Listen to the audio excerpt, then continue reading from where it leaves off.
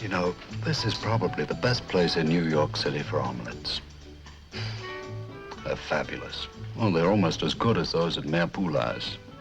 That's a little restaurant in Normandy. I go there whenever I'm in France. That man sitting over there is Lester Boyd, sitting with a pretty girl. He's a newspaper reporter, and a darn good one. Dedicated, sincere, honest. And as far as I'm concerned, he only has one fault. He honestly believes that the pen is mightier than the sword. My idealism doesn't go quite that far. Today, you have to fight nuclear fission with... Well, I'm sure you get what I mean. Oh, excuse me. Hello, Lester. Good luck with the telecast tonight. I'll be watching. Well, thanks. Simon, I'd like you to meet the girl I'm going to marry. Darling, this is the famous, or infamous, Simon Templar.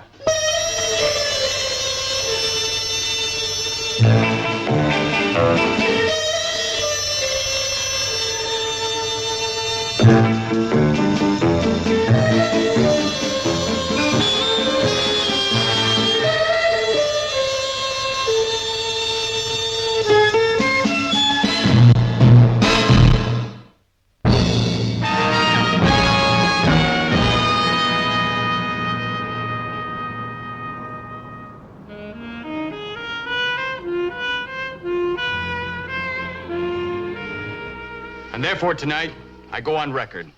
I accuse Nat Grindell, the quietly spoken, very distinguished, but completely corrupt boss of the International Livermen's Union, of extortion, fraud, embezzlement, larceny, blackmail, and murder. How then did Grindell get where he is?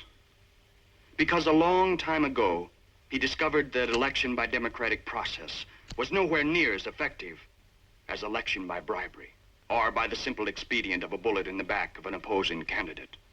Here, then, is my portrait of Nat Grindell.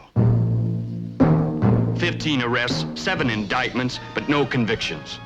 Why? Because witnesses either vanish or die. On my show tomorrow night, I'll give you facts and figures.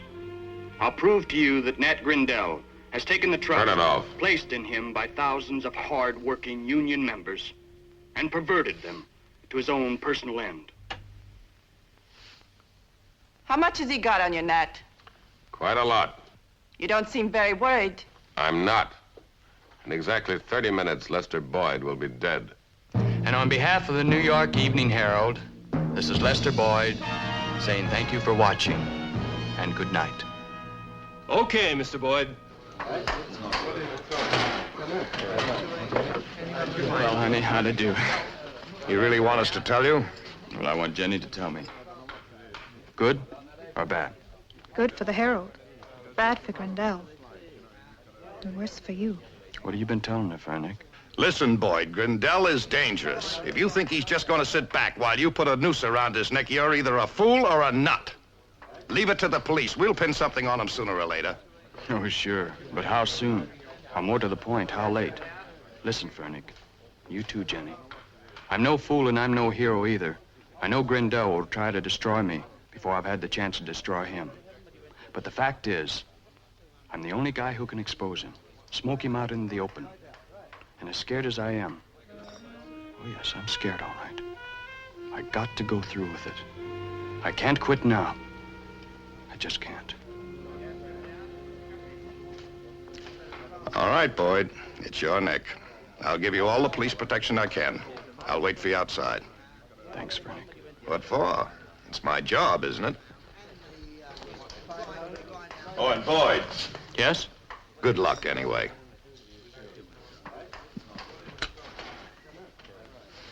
Come on, honey. It'll be all right, I promise. Oh, darling, it'll be over in a couple of days. Over for whom? You or Grindell? I know how you feel, Jenny, but... Do you, Lester? Do you really know how I feel? Do you know that I'm scared sick with worry over what might happen to you? To us? Lester, I don't care what Grindell is or what he's done. All I care about is our life together. Jenny, I love you. Then please. Lester, you heard what Fernac said. Leave Grandel to the police. Please.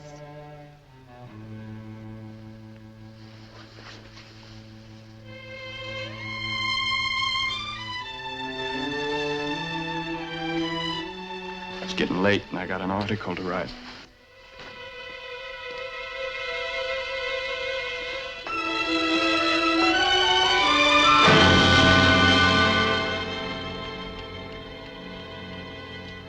Boyd's behind schedule. Relax, will you? Ricky should have phoned by now. He'll phone.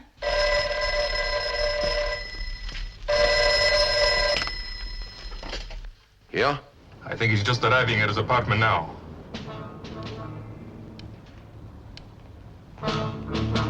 Yes, it is. I call you back.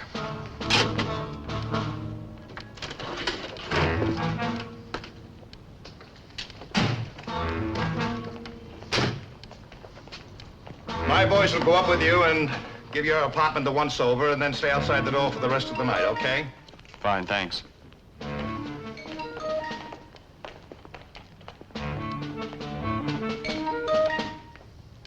Look after her, Fernie.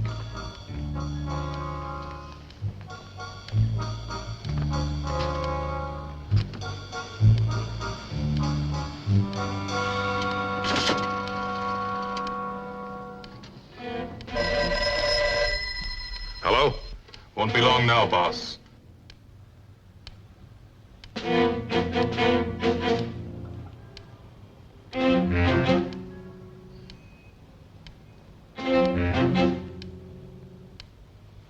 About 30 seconds at the most.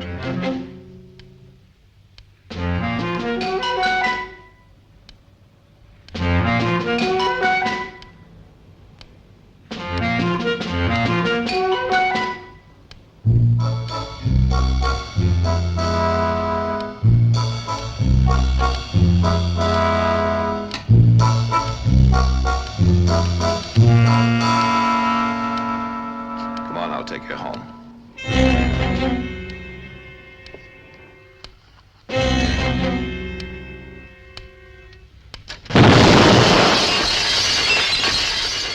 No! Stay here. I mean it now. You stay here. Oh, no. No. Did you hear that, boss? Yeah. I heard it.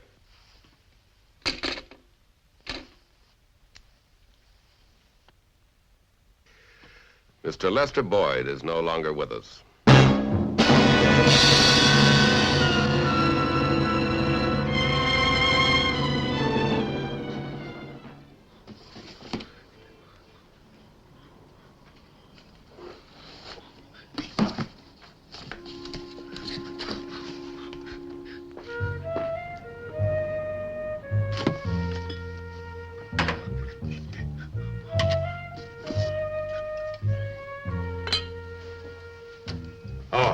Just clearing out the dead men, boss. That's very thoughtful of you, Hoppy.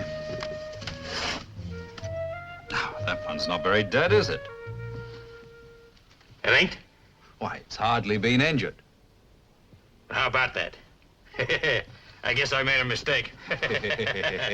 I guess you did, Hoppy. Now you can just go put them back. Every one of them. And in future, I will make the tea.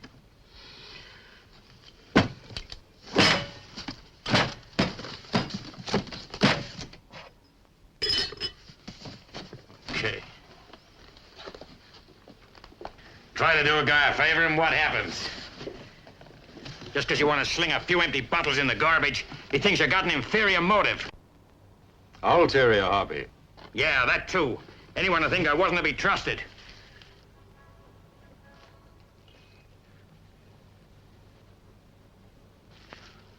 Well, nobody's perfect, boss.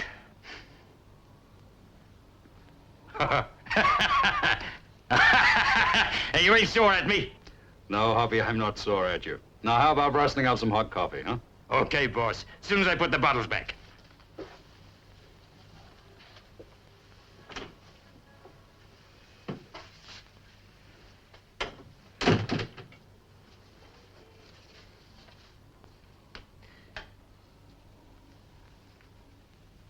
What's the matter, boss?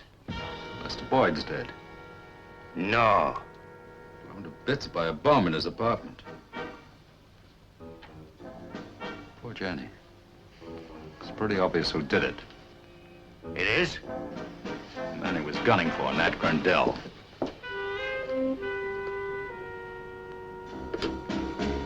Now, why don't the cops hold this guy in? Because he has 10 lawyers keeping his murders legal. What are you gonna do, boss? We'll take over where Lester Boyd left off. Hello, New York Evening Herald. This is Simon Templar. I'd like to speak to the editor, please. Mr. Templar, do you know Victor Reisel? Not personally, I know of him. He's one of the best reporters New York's ever produced.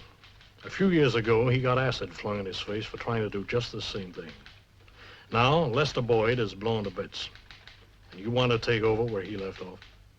That's the general idea. Why?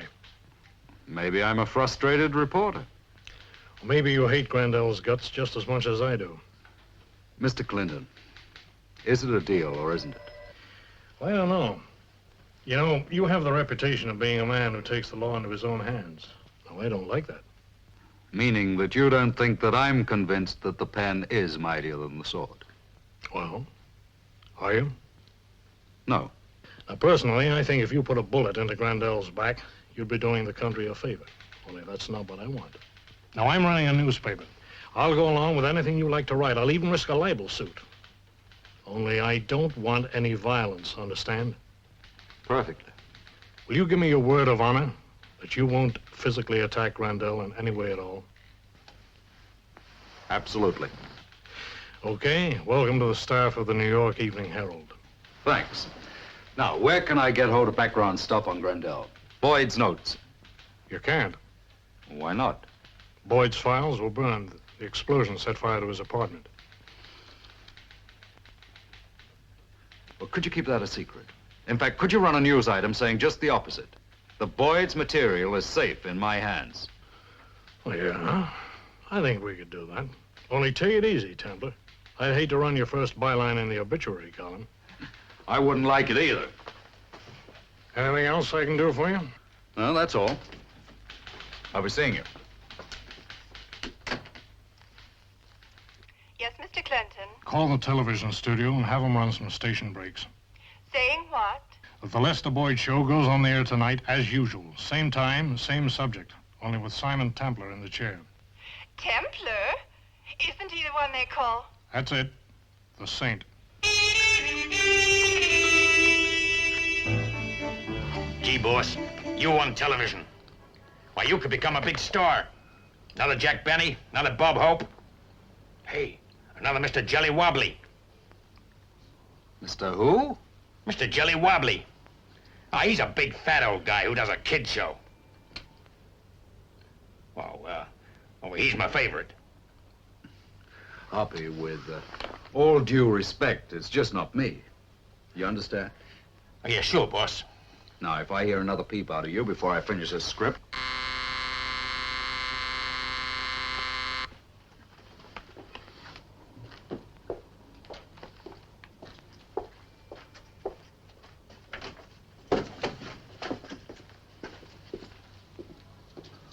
John Henry, you arrived just in time. I'm short of background stuff on Nat Grandell. Just what do you think you're up to? He's gonna be on television tonight, Lieutenant. Got his own show.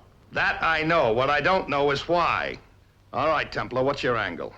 Same as yours, I guess. The same as Lester Boyd's. Yeah, well, you get this straight. If anyone's going to get Grandell, it'll be me, us, the police.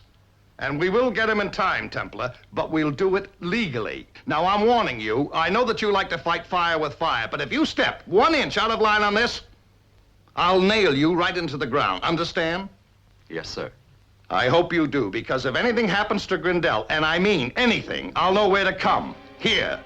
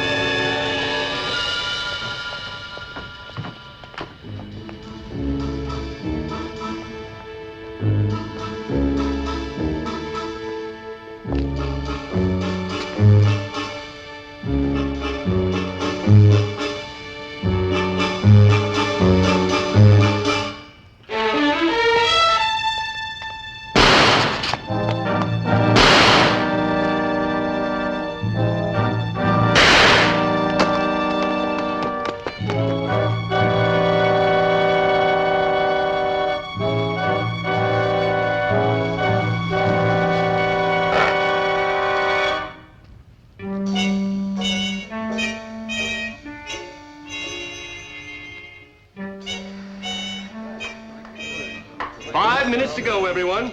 Let's have a little quiet. Come on, settle down now, please. Do you mind? We're on the air in 5 minutes. Okay, Templar, let's go. You heard what the man said, Furnack. We're on the air in 5 minutes. Not tonight, you're not. You're under arrest Oh, on what charge? for the attempted murder of Nat Grindell.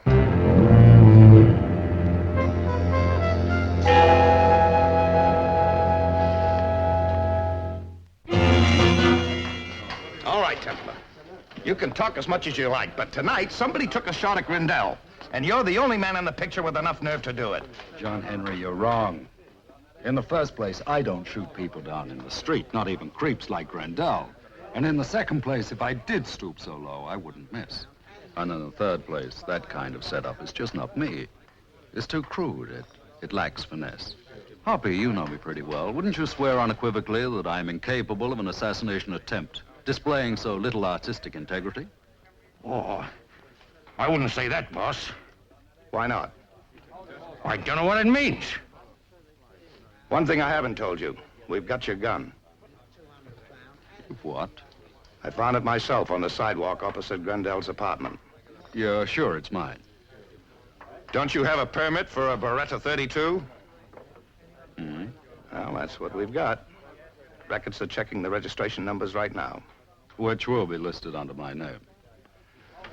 Well, if it isn't, you'll have my most abject apology. Furnack, when I start making that kind of mistake, you won't have to come and arrest me. I'll come down to HQ and give myself up. Call for Inspector Furnack. Here. Furnack. Yes. Okay. Thanks. Bad news? The gun isn't yours. Oh, John Henry. How about that abject apology? Drop dead. Come on, boys. You'll make captain of detectives yet? You may be off the hook at the moment, but what I said earlier still goes. One step out of line, and you'll get it. Yes, sir.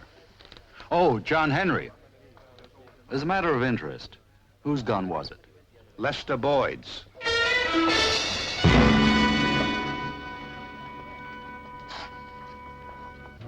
Well, what about it, Mr. Templar? Fine.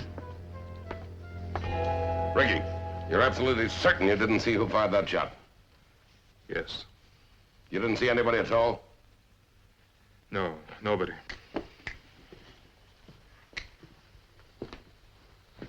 I didn't see anything either. Do you ever?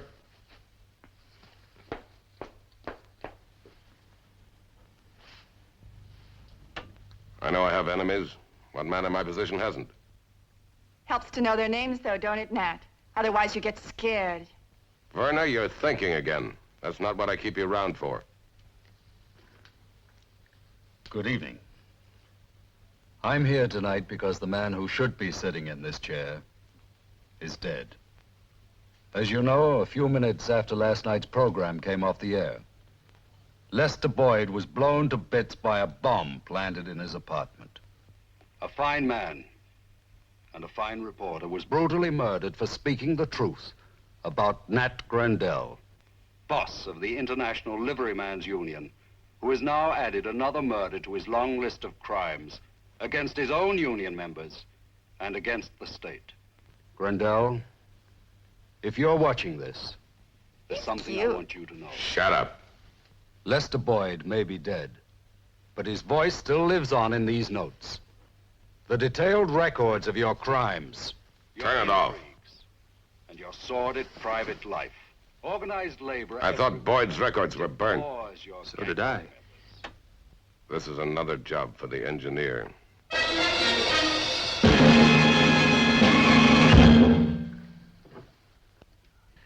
Gee, boss, you was great. You really was great. Yeah, thanks, Hoppy. You've said that before. Sure was a big night. Sort of night for a celebration, know what I mean? Yeah, I think I get the message, Hoppy. You feel that tonight's birth of a great new television personality warrants a baptism in alcohol, right? Oh, no, boss. I just think we should open a bottle. Go ahead, Hoppy. Oh, thanks, boss. But just one glass, mind. Just one glass. We've got work to do tonight. Oh, sure, boss. Just one. Now, what we have to do, Hoppy, is figure out our next move.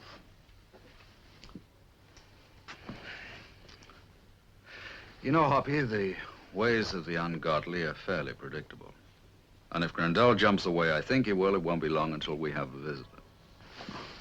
Thanks. The only way Grandel will be tied to that bombing is if someone backs him up against a wall and beats a confession out of him. Which the judge would throw out anyway. Well, cheers. Cheers. Well, like you said, boss, just one glass. That's a glass. Oh, gee, don't be like that, boss. This has been a big night. Hold it. Someone at the door. So why don't he ring the bell? It's Grandel's next move. An ambassador on a mission of bad will.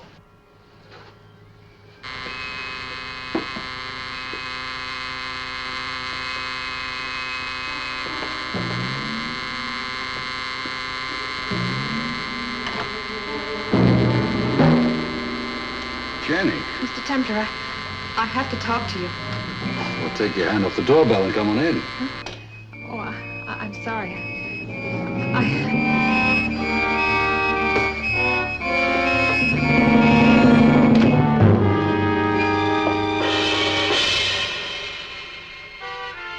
Call Dr. Grant. The number's on the pad.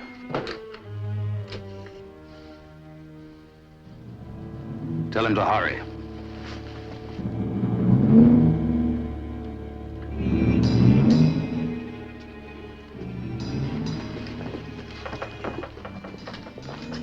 Well, Dr. Grant, how is she? Oh, she'll be all right. It's not as bad as you thought. Gee, Doc, that's great. Can I fix you a drink? You must be tired. I am tired of a lot of things.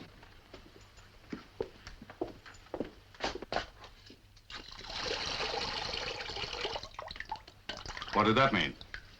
Who applied the compress? I did. Very neat job. Do you mind telling me about this? About half an hour ago, the doorbell rang. I answered it. It was Jenny. She passed out in my arms. You know her well? Not well exactly. I only met her once. You realize I'll have to report this to the police. I know the routine, Doctor, but in this case, I'd be grateful if you didn't. Unless you want to send your patient to jail. You see, until yesterday, Jenny Hallam was engaged to Lester Boyd. Mr. Boyd? You knew him? I knew of him. I admired him very much. I guess you know how he died. Yes. I read the papers. Somebody planted a bomb in his apartment. Nat Grandel. Can you prove it? No. Oh, he doesn't do anything personally. He hasn't got the guts, but he was behind it. Oh, I know it. The police know it. That's why, to avenge the murder of the man she loved, this poor kid took the law into her own hands. And earlier tonight tried to kill Grandel. In the shooting, she got a bullet herself. Well, I'll drop by again in the morning. Doctor, nobody respects the ethics of the medical profession more than I do, but in this... I'm afraid we won't be able to move her for a couple of days, but you know how it is with pneumonia. Thanks. Good night, Simon. Good night, Doc. Boss, we should ought to get another doctor fast. Well, why, Hoppy? Pneumonia. He must be crazy. Even a vet would know better than that. Hoppy, you missed the point. The doctor was obliquely trying to pass on the information that... Skip it, Hoppy. Right now, the important thing is to get a line on Grandel's next move. If he has issued an order for my execution, I'd like to know how, where, and when. So how do you find out? Well, it's simple, Hoppy. After a good night's sleep, I shall go see Grandel and ask him. Oh, yeah. I never thought of that. Ask him. Ask him.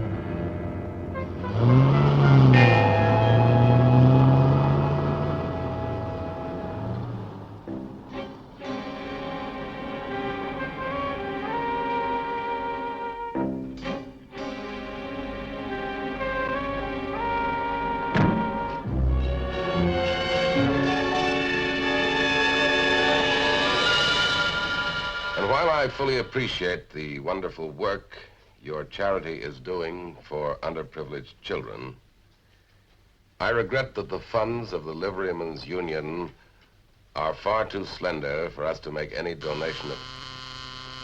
Ricky! See, Mr. Grendel, I get it. Whoever it is, I'm busy. All right.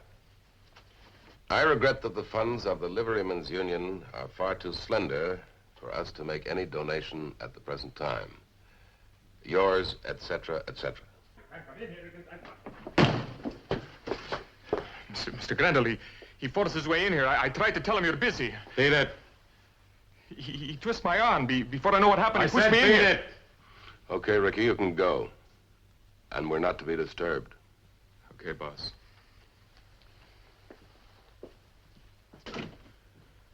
Well, Templar, let's have it. What do you want? Merely to see how the other half live. The rotten half. I don't understand you, Templar. What's behind this crusade of yours? What's your angle? I've no angle, Nat. I just happen to hate phonies and frauds. Union bosses who exploit their members. You talk like a mixed-up Boy Scout. You are a parasite and an extortionist. You've had dozens of men beaten up by your hired thugs just because they try to vote you out and get a decent, honest union boss in your place. Lester Boyd might have cut you down to size, but you had him blown to bits. Prove it. I can't. Neither can the police, so I'm going to finish you off myself. You really think so? I have Lester Boyd's files. Then why don't you use them? I don't want to put you out of your misery too quickly, Nat. I want you to sweat for a few days. Lie awake for a few nights. Ah, but you've come a long way, haven't you, Nat? Too bad you didn't acquire a little honesty along with all the culture. Be careful, that's valuable. Giuseppe Acramboldo. Court sculptor to the Habsburgs, 1562 to 1567, right? As it happens, yes. Just for the record, how much did it cost? A lot of money. Meaning a lot of union dues. That's none of your business. I said be careful. Would be a crime to destroy it, wouldn't it? But not quite such a crime as destroying a man because he told the truth about you. Put that down and get out of here.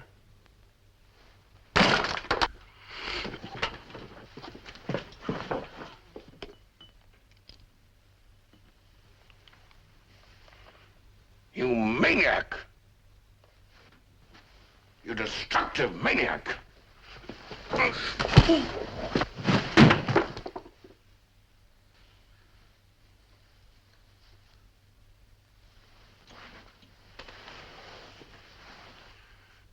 I paid $3,000 for that. You were taken. It's a fake. It was a copy done in Rome by Alfredo Romani. Otherwise, I wouldn't have broken it. Well, what are you going to do now, Ned? Call the police and charge me with assault and malicious damage? Or call your lawyer and sue me? It'll be your word against mine. I've had to fight dirty before, Templar, and I will again. A man has to get from where I started to where I am now. If you want power, you've got to take it. You've got to command it until it does what you want it to do. You know what this union of mine is? A bunch of thick-headed cretins who aren't worth 60 cents a week. Well, I've gotten them $2.85 an hour, and they should lick my boots for it. I'll quote you on that. You can do what you like. But you're number one on my list now, Templar, and you're going to regret it. But beating me up won't be enough, will it? I have to be killed. I wonder how you'll do it. Probably end up by farming out the job as usual. Because you don't have the guts to kill anyone yourself, even if he was trussed up like a mummy. Well, I'll leave you to brood about it.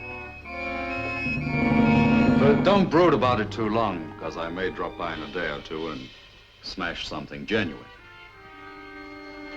Anytime you're feeling particularly brave, when you have a few husky friends with you, don't waste time looking for me. I'm in the book, East 73rd Street. Like I said, Nat, You don't have the guts to squeeze the trigger.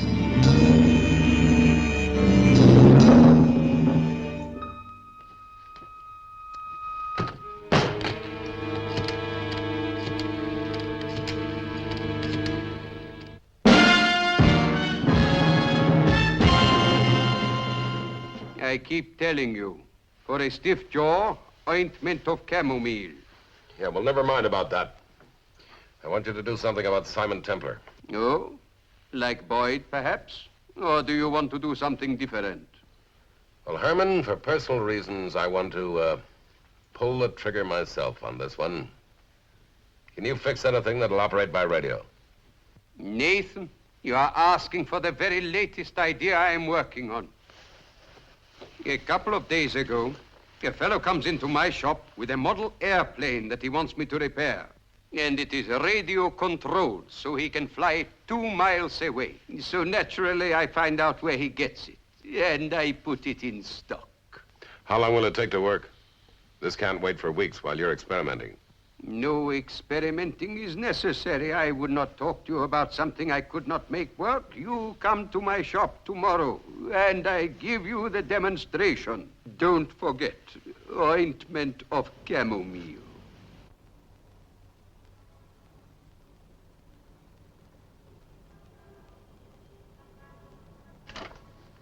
Hi, Doc. How is she?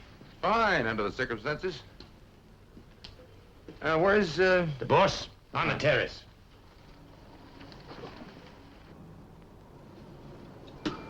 Hi, Doc. You a ham radio operator? No, not really. How's Jenny?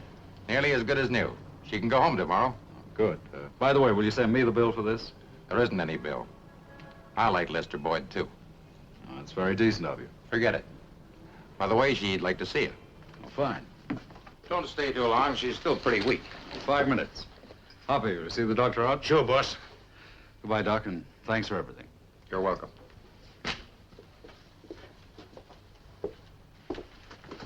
Hey, Doc. Mind if I say something? Of course not. Well, Jenny ain't got pneumonia. Honest. She got a slug through her shoulder. You know, I thought there was something wrong with my diagnosis all along. A bullet, you say? Yeah.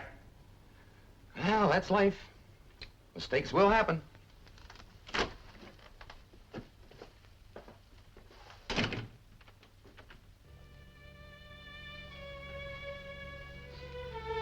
I'm sorry to cause you so much trouble, Mr. Temper. I couldn't think of any place else to go. Forget it, Jenny. I'm glad to have you here. Poor Lester. You know, it wasn't till he was killed that I really understood what he'd been trying to do. Why he felt he just had to go on fighting Nat Grindell. Grindell's brand of evil always seems remote, until it affects you personally. And when it did affect me personally, all Lester had said suddenly came home to me. I know what I did was wrong, Mr. Temper, but I was nearly crazy. I couldn't help it. I know you couldn't. Isn't there anybody who can stop this man? Or does he just go on killing people? Jenny, sooner or later, the ungodly get what they deserve. But when? And how? Don't you worry about it now. The important thing is that you get better. And if you're a good girl, you can go home tomorrow. Getting better doesn't seem very important. Maybe not now, but it will. I've known Lester all my life. The Boyds moved next door to us when I was 9. I guess I fell in love with him on the spot. You know something? What? I've never been out with anybody else. Never? It was always Lester and me. All through school, he carried my books, helped me with English. It was the same way at college. Parties, dances, formals. I just don't think I'll be able to face it without him. Yes, you will, Jenny. You've too much courage to quit.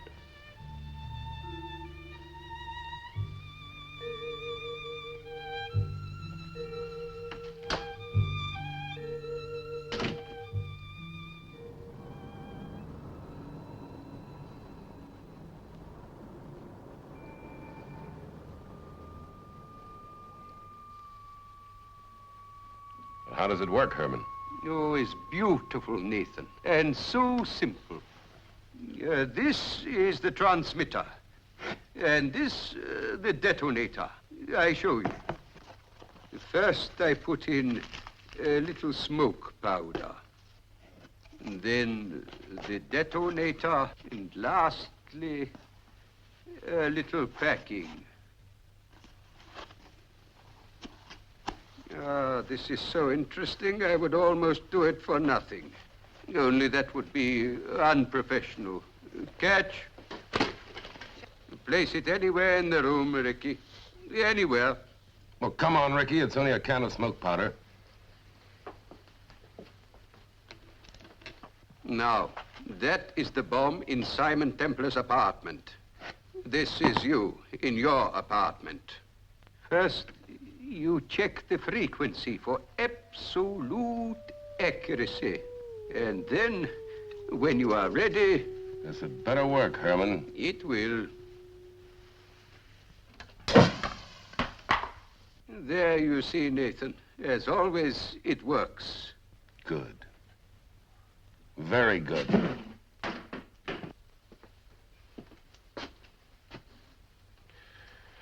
The only trouble is that after what happened to Boyd, it's going to be hard to plant a bomb in Templar's apartment without his knowing it.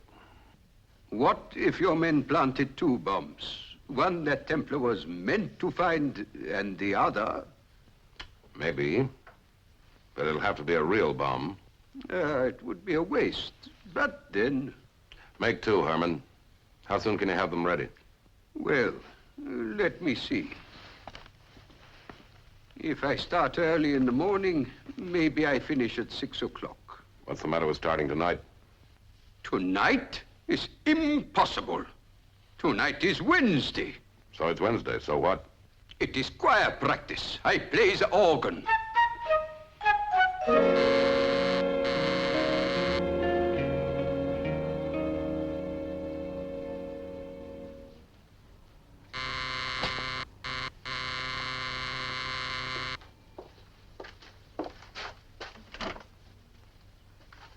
Telephone company. Your phone's out of order. Who says? Well, we do, sir. Wait a minute.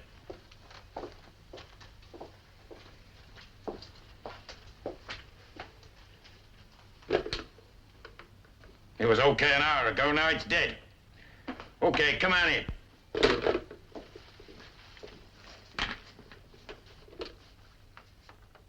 Any extensions? Yeah, two. One in the bedroom, I'll show you.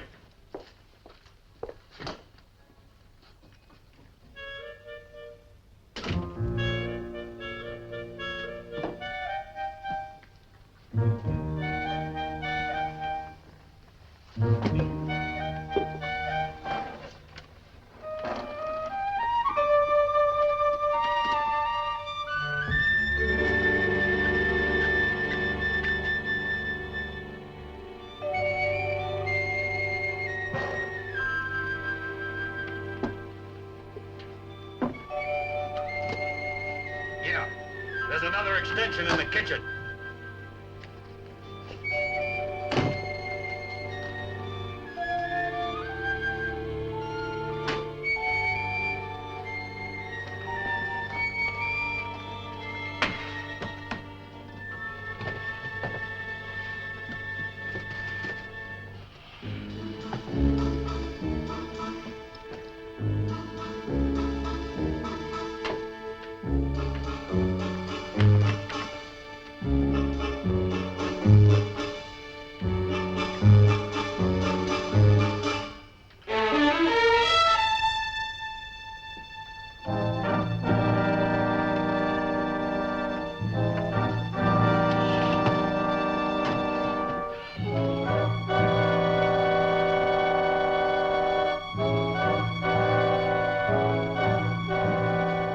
Nothing here, Ed.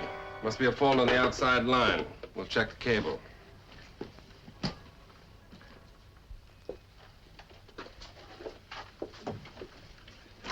Sorry to have bothered you, sir. No bother. We'll have it fixed in a few minutes. Thanks.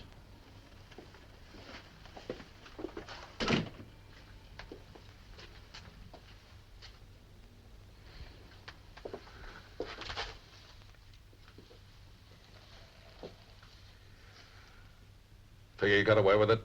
Boss, it was a cinch. We cut the wire before we went into Templar's apartment, spliced it together after we left. It's the easiest $200 we ever earned, right, Ed? Right. When do you think you're going to use it, boss? Tonight, as soon as the engineer delivers the transmitter. Hey, boss, what gives? You've been fiddling with that thing for the last 2 days.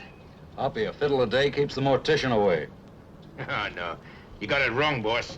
It's, an apple a day, keeps the doctor away. Yeah, Hoppy. Now, tell me more about those telephone repairmen. Boss, nobody fools me. You know that. They got identification a lot. The works. And the phone really was dead. I tried it. What? They was only here maybe 3-4 minutes. Then they said it was the cable outside, maybe. So they went out and must have fixed it, because the next thing I know, the phone works fine. Hey, boss. You think maybe they was in the genuine article? About as genuine as a Japanese diplomat the day before Pearl Harbor.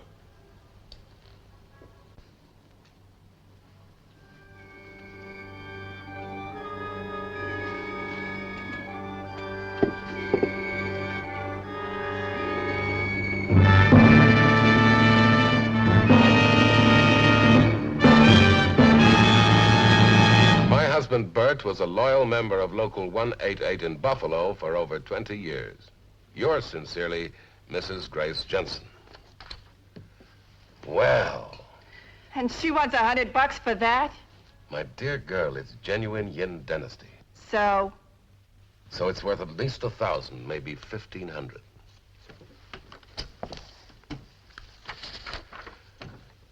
Mrs. Grace Jensen, 76 Wellington Avenue, Buffalo, New York. Dear Mrs. Jensen, I am indeed saddened to hear that the widow of Bert Jensen, whom I knew well, is in financial difficulties. Be right with you, Herman. There is no hurry, Nathan. Financial difficulties. You While plug the this in mails somewhere. you sent me is only a poor copy of the genuine Yin dynasty, I will be only too glad to help you out. I enclose my personal check for $100. Yours fraternally, make that 150. Yours fraternally, etc., etc. a real sport, aren't you, Nat? With widows yet. Well, where are you going? A movie. Stay here. I don't feel like being around you very much, Nat. And I certainly don't want to watch that. Now, don't get me sore, Verna. I might kick you out. Just remember, you don't look like you did 9 years ago. You want to know something? You and that Yin dynasty got plenty in common, too. Dumb little broad. Come on, Herman, does it work? Of course. That is, if your men did their job properly. Ah, it was a cinch. One hidden under the table where he couldn't fail to find it. The other one's behind his television set. Oh, it's lovely.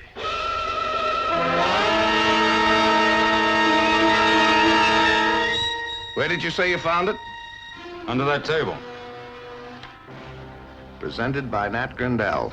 And compliments of the engineer. Well, we can always trace this. Have you ever been able to tie anything to him that way? No, but there's always a first time. Oh, supposing you are lucky. You think you'll get Ubalash to talk? He'll never say who hired him. Just on a point of pig-headed Prussian pride, you couldn't open his mouth with red-hot crowbars. And if you think otherwise, you're kidding yourself. We've got to keep trying. For how long? Till we get them. Legally. Isn't it an ancient legal doctrine that if anyone injures himself in an attempt to commit a crime, it's strictly his own fault? Well, for instance, suppose we were standing on the edge of a cliff, and suppose you try to push me over. I step to one side. You fall instead. No court in the country could blame me for not standing still and letting you push me. Is there any charge for your lecture on legal technicalities? All right, let's look at it this way. Right now, tonight, Grandel is fooling around with a remote control device that would have exploded that and blown me to bits. How do you know? I heard it on the radio. This one. It's tuned into a shortwave transmitter I planted in Grendel's apartment. And how did you manage that? Oh, it wasn't difficult. I planted it in a vase while Grendel was busy picking up the pieces of one of his favorite antiques. Oh, very neat. Very neat.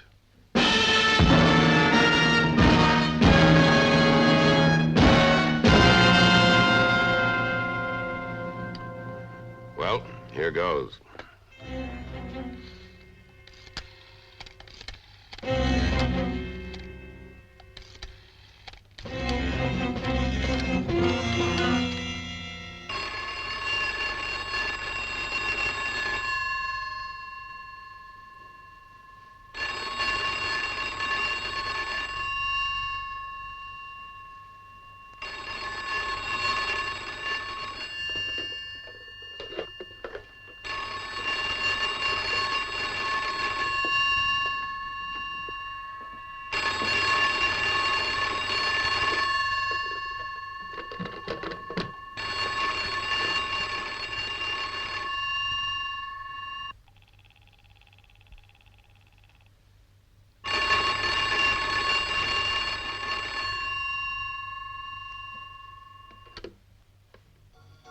Hello, Nat.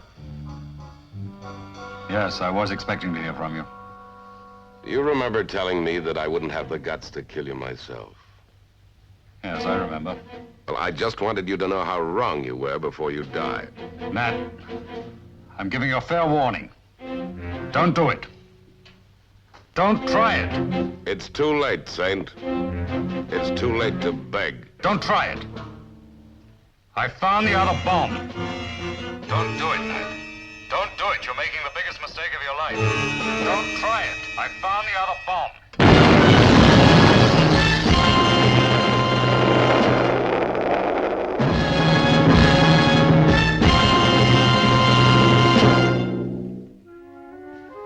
And so, thanks to Lester Boyd, a sad and grisly chapter in the history of American labor has come to a close. I sincerely hope that what I have told you about the late Nat Grendel will not be taken in any way as an attack upon those honest union leaders whose heroic efforts have done so much to eliminate unfair employment practice. Thank you, and good night. Gee, boss, you were sensational. Thanks, Hoppy. What'd you think, Jenny? I think Lester would be happy. Thank you. Simon, you risked your life. I'm terribly grateful. Oh, Jenny, there wasn't any danger. I found 2 bombs. You see, I was supposed to feel so smug about finding the first, I wouldn't bother looking for the second. Yeah, they couldn't fool you, boss. He planted the other one in Grendel's apartment. Yes, in a Yin Dynasty vase. It would never have exploded if Grendel hadn't pressed the button. Well, I got the idea from Shakespeare. You remember the line about the engineer hoist with his own petard?